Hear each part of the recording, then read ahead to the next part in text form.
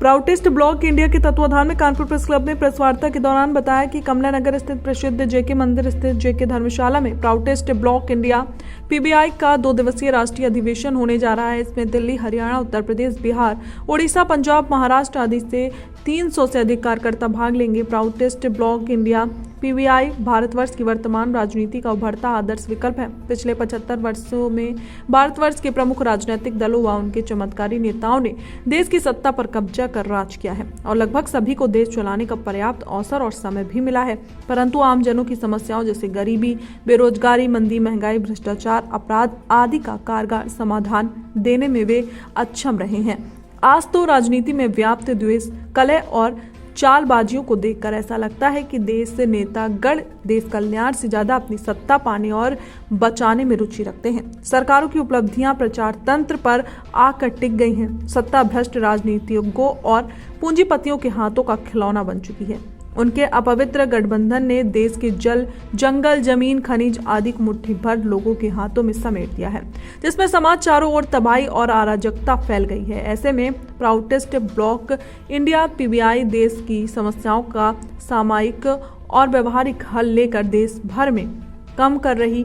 BPI का मानना है कि राजनीतिक शक्ति नैतिकवानों के हाथों में केंद्रित होनी चाहिए तथा आर्थिक शक्ति जनता के हाथों में केंद्रित होनी चाहिए। बीपीआई अपने समाज आर्थिक दर्शन प्राउत के आधार पर आर्थिक लोकतंत्र की स्थापना करना चाहता है। इसके लिए पार्टी देश में सामाजिक और राजनीतिक आंदोलन के माध्यम से जनमानस को तैयार कर रही है। आगामी लोकसभा चुनावों में पार्टी अधिक से अधिक उम्मीदवारों को मैदान में उतारने का प्रयास कर रही है। प्रेस वार्ता में आचार्य संतोष नंद अवधूत, पार्टी के राष्ट्रीय संयोजक AK भास्कर, अध्यक्ष व कानूचरण बेहुरा, राष्ट्रीय सचिव RP सिंह चौहान, यूपी राज्य इकाई के अध्यक्ष आदि लोग मौजूद रहे। आप सभी पत्रकार भाइयों को कल से यहाँ कानपुर में कमला नगर जेके मंदिर के पास जेके धर्मशाला में प्राउटिस्ट ब्लॉक इंडिया का 2 दिवसीय राष्ट्रीय अधिवेशन शुरू हो रहा है। 18 और 19 फरवरी को 2 दिन तक चलेगा। आप लोगों ने शायद ये नाम पहले भी सुना होगा। यहाँ पर एक बार और प्रेस कॉन्फ्रेंस यहाँ पर हुआ था, जहाँ पीबीआई प्राउटिस्ट ब्लॉक इंडिया की बातचीत हुई थी। तो ऐसे यह पार्टी राजनीतिक पार्टी है और इलेक्शन कमीशन ऑफ इंडिया से ये पंजीकृत है।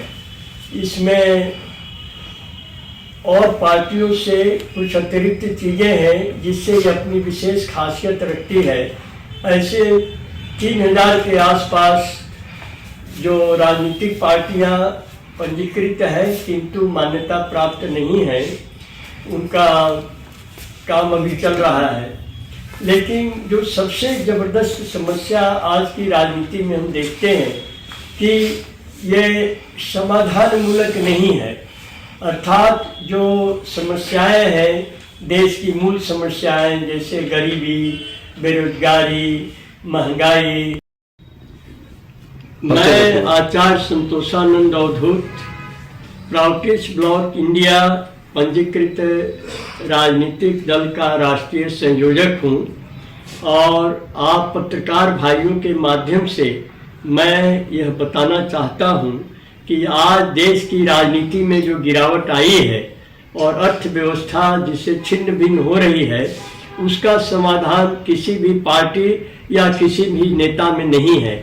और इस संकटपूर्ण घड़ी में प्राउटिस्ट ब्लॉक इंडिया का आविर्भाव हुआ है, जिसका राष्ट्रीय अधिवेशन 18 और 19 फरवरी को जेके धर्मशाला कानपुर में होने जा रहा है।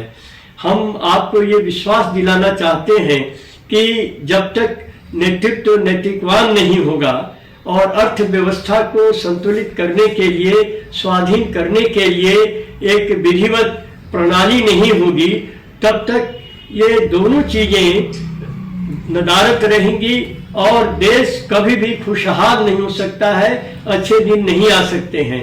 इसीलिए प्राउटिस्ट ब्लॉक इंडिया की यह मांग है कि राजनीति में केवल नैतिकवानों को ही भाग लेने का अधिकार होना चाहिए और नीतियां हमारी ऐसी बने जिससे कि निम्न से निम्न व्यक्ति भी, जिसको हम लोग किसी को निम्न नहीं समझते हैं, लेकिन जो अंतिम व्यक्ति भी है उसको रोजी और रोटी के लिए, अपने अस्तित्व के लिए संघर्ष नहीं करना पड़े। आज हमारे देश में गरीबी रेखा है, तो गरीबी रेखा क्यों रहेगी? गरीबी रेखा का मतलब है कि गरीब हैं तभी गरीबी रेखा है। तो हम गरीब क्यों रखना चाहते हैं? हर व्यक्ति को साधन संपन्न स्वावलंबी बनाने का हमारा उद्देश्य, हमारा सपना होना चाहिए। इसलिए पीबीआई गरीबी रेखा की जगह एक अमीरी रेखा की बात करता है कि धन संग्रह करे, लेकिन उसकी एक समय सीमा, एक सीमा निर्धारित हो कि इससे अधिक नहीं संग्रह कर सकते हैं। और गरीबी का तो नामो निशान ही मिटा देना है, जिससे जो प्रतिभाशाली लोग हैं, जिनके अंदर प्रतिभाएं हैं लेकिन वो विकास नहीं कर पाते हैं क्योंकि उनके पास अर्थाभाव है, सामाजिक कोई मर्यादा या सामाजिक समर्थन नहीं है, ऐसी स्थिति से वो बाहर निकल सके उसने अपेक्षित है। हम लोग अपने लक्ष्य को प्राप्त करके रहेंगे। नमस्कार।